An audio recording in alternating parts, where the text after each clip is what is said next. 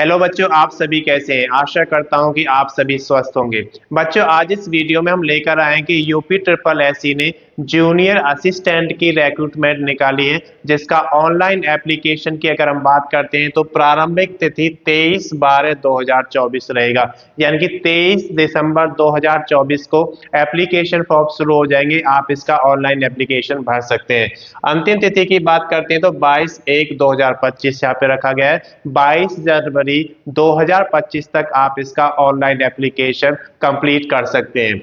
अगर आवेदन शुल्क की बात करें तो 22/1/2025 तक आपको जमा कराना होगा। 22 जनवरी 2025 तक आवेदन शुल्क आपको जमा कराना है। किस कैटेगरी में कितना आवेदन शुल्क आपको देना है देख सकते हैं।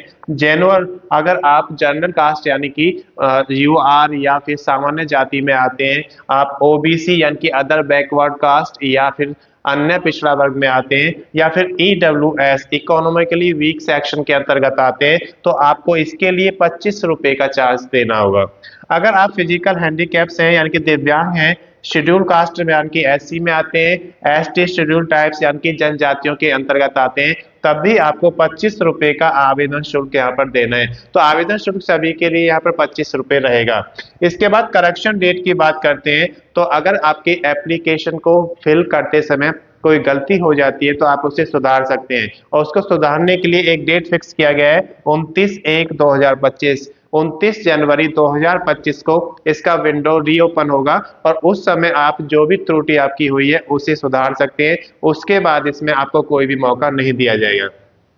एप्लीकेशन फी की अगर बात करते हैं तो स्टेट बैंक ऑफ इंडिया से आप इसका एप्लीकेशन फी भर सकते हैं, या फिर ई चालान बनवाकर भी आप इसका एप्लीकेशन फी भर सकते हैं।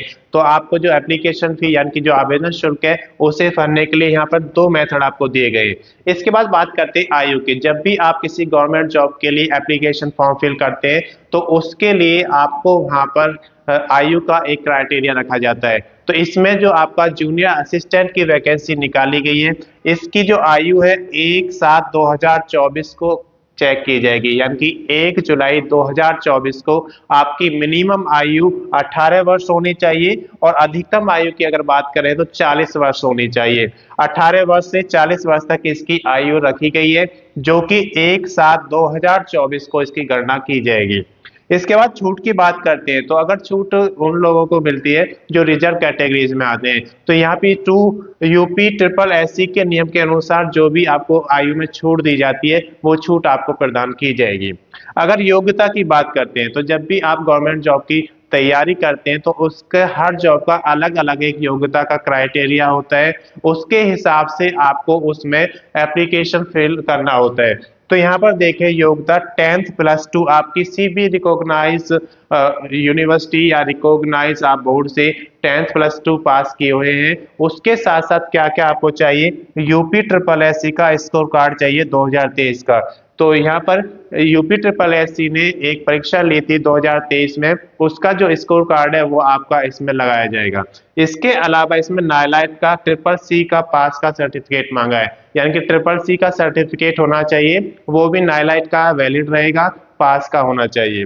उसके साथ साथ हिंदी का यहाँ पे 25 वर्ड प्रति मिनट के हिसाब से, अगर आप हिंदी की टाइपिंग करना जानते हैं तो 25 शब्द प्रति मिनट आपकी स्पीड होनी चाहिए। और इंग्लिश की टाइपिंग की अगर बात करें 30 वर्ड्स पर मिनट यहाँ पे मांगा गया है, 30 शब्द प्रति मिनट इंग्लिश में, और हिंदी में यहाँ पर 25 शब्द प्रति मिनट अगर आपकी टाइपिंग स्पीड है। अगर नहीं है तो आप कर लीजिए और उसमें आप एप्लीकेशन फॉर्म फिल कर सकते हैं। इसके बाद कुल पदों की संख्या की बात करते हैं तो यहाँ पर बहुत सारे पद निकाले गए हैं असिस्टेंट जूनियर के, जो कि 2702 पद हैं। इसको कैटेगरी वाइज अलग अलग कैसे दिखाया गया है यहाँ पर देख सकते हैं। अनरिजर्व यानी कि आप अगर सामान्य जाति में आते हैं तो सामान्य जाति के 1099 पद यहाँ पर दिए गए हैं। इसके बाद ओबीसी की बात करें, अदर बैकवर्ड कास्ट यानी कि अगर आप अन्य पिछड़ा वर्ग के अंतर्गत आते हैं तो 718 पदों की संख्या यहाँ पर रहेगी। अगर आप एससी शेड्यूल कास्ट के अंतर्गत आते हैं तो पदों की संख्या 583 है। एसटी की अगर बात करते हैं शेड्यूल ट्राइब्स या जनजाति, उनके लिए 64 पद रखे गए हैं। ईडब्ल्यूएस के अंतर्गत वो लोग आते हैं जो इकोनॉमिकली वीक सेक्शंस में आते हैं, उनके लिए 238 पद अलग से यहाँ पे दिए गए हैं। अगर डॉक्यूमेंटेशन की बात करते हैं कि अगर आपको कोई भी एप्लीकेशन फॉर्म फिल करना होता है तो उसके लिए कुछ डिटेल्स आपके पास होनी चाहिए, कुछ आपके पास स्कैन कॉपीज होनी चाहिए आपके डॉक्यूमेंट्स की। तो वो सारा कुछ यहाँ पर आपके डॉक्यूमेंटेशन में आता है।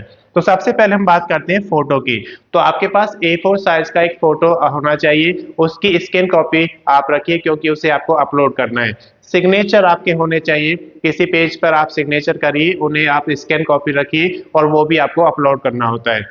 इसके बाद आईडी प्रूफ आपके पास होना चाहिए। आईडी प्रूफ में जो भी वैलिड आईडी प्रूफ आपके होते हैं गवर्नमेंट के, जैसे आधार कार्ड होता है, तो इसी तरीके से आपका एड्रेस प्रूफ भी होता है, उसमें आपके पास दोनों की स्कैन कॉपी होनी चाहिए। एलिजिबिलिटी की बात करते हैं तो एलिजिबिलिटी में आपके पास ये सारी योग्यताएं हैं जो इस फॉर्म को फिल करने के लिए चाहिए, जैसे कि आपके पास 10th+2 होना चाहिए, UP CCC का स्कोर कार्ड आपके पास होना चाहिए 2023 का, उसके साथ साथ CCC का नाइलाइट का आपके पास का सर्टिफिकेट होना चाहिए। इनकी सभी की स्कैन कॉपी आपको अपने पास रखना है क्योंकि ये जब डॉक्यूमेंट्स आप उसे अपलोड करेंगे तो सारे आपके पास स्कैन कॉपी में होने चाहिए। इसके बाद बेसिक डिटेल्स। बेसिक डिटेल्स का मतलब क्या होता है कि जो आपकी डिटेल्स है, जैसे आपका नेम होगा, आपका फादर नेम होगा, मदर नेम होता है, आपकी डेट ऑफ बर्थ होती है, आपका परमानेंट एड्रेस होता है, ये सारी डिटेल्स आपकी बेसिक डिटेल्स में आती हैं। आपकी एजुकेशनल क्वालिफिकेशन सारे आप किस कैटेगरी में आते हैं, तो वो सारी डिटेल्स आपकी जब फिल हो जाएगी उसके बाद आपका ये डॉक्यूमेंटेशन अपलोड होता है। जब डॉक्यूमेंटेशन आपका अपलोड हो जाएगा तो उसके बाद उसका आपको प्रीव्यू चेक करना है, क्योंकि जब सारा कंप्लीट फॉर्म हो जाता है तो प्रीव्यू चेक करने का ऑप्शन आपका आता है, तो आप उसका प्रीव्यू चेक करेंगे। तो प्रीव्यू में क्या होगा, आपने क्या उसमें एंट्री की है वो सारा कुछ आप देख सकते हैं। अगर उसमें कोई गलती हो रही है तो आप उसको प्रीव्यू में चेक करके सुधार सकते हैं, क्योंकि उसके बाद फिर मौका नहीं मिलता है। इसके बाद हम बात करते हैं फाइनल सबमिशन की। अगर आपको लगता है कि प्रीव्यू में जो एंट्री आपने देखी है सारी सही है, तो उसके बाद आप उसका फाइनल सबमिशन कर देते हैं। और फाइनल सबमिशन के बाद आपको क्या करना होगा, उसका एक प्रिंट आउट जरूर लेना है। जब आप उसका प्रिंट आउट लेंगे तो प्रिंट आउट लेने के लिए आपको क्या करना है कि आपके पास एक रिकॉर्ड रहता है कि क्या आपने लिया है और क्या आपने उसमें फिल किया है, वो सारी एंट्रीज उसमें आपके पास एक प्रूफ के तौर पर रहती हैं। उसके बाद अधिक जानकारी अगर आपको इसकी लेनी है तो आप UP SSC की वेबसाइट देखें इसके लिए, और उस पर जो इसका ऑफिशियल नोटिफिकेशन है उस पर जाइए और उसमें सारी जो आपके एंट्रीज हैं वो सब कुछ आप देख सकते हैं, जिससे कि आपको कोई भी प्रॉब्लम नहीं आएगी। मैं समझता हूं कि जो जानकारी आपको दी गई है ये आपके लिए पर्याप्त है, इसलिए वीडियो को ज़्यादा से ज़्यादा शेयर करें ताकि ये उन सभी लोगों के पास पहुंचे जो इसमें UP SSC का जूनियर असिस्टेंट का फॉर्म फिल करने के लिए एलिजिबल है, तो वो इसका फॉर्म फिल कर सकें। धन्यवाद बच्चों, इस वीडियो में सिर्फ इतना ही। अगर अभी तक आपने चैनल को सब्सक्राइब नहीं किया, सब्सक्राइब करें, वीडियो को लाइक करें एंड शेयर करें।